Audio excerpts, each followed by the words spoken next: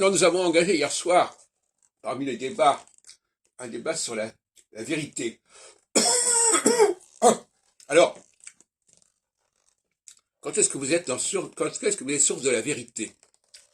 Une question que j'ai posée à des gens comme Gérard, comme Valentin, comme Christophe, etc. Et au fond, c'est très confus, leurs réponses sont très confuses. Alors Valentin, lui, il dit la vérité, elle est dans les Écritures. C'est plus valable de lire ce qui est dans les Écritures, dans la Bible, que de lire le journal ou d'écouter la radio. Bon, vous voyez où ça peut aller.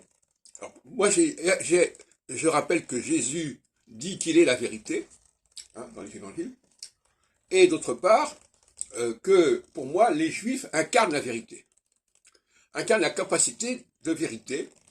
Quand il y a la tour de Babel, quand la tour de Babel se construit, s'élève vers le ciel, on est dans un processus judaïque.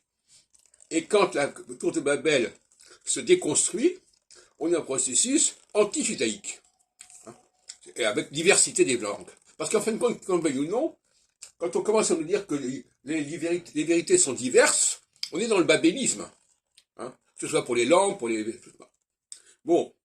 Donc, à un moment donné, il y a un phénomène de centrifuge où il y a une diversité, et puis, périodiquement, il y a un phénomène centripète où il y a une reconstruction de la tour avant qu'elle ne soit stoppée dans sa construction. Donc, les Juifs sont un élément majeur de la vérité, si ce n'est que cycliquement, cette vérité, elle n'a pas à être là en permanence, elle doit être réitérée tous les 15 ans, pendant des périodes de 7 ans, et après, elle doit laisser la place à la diversité.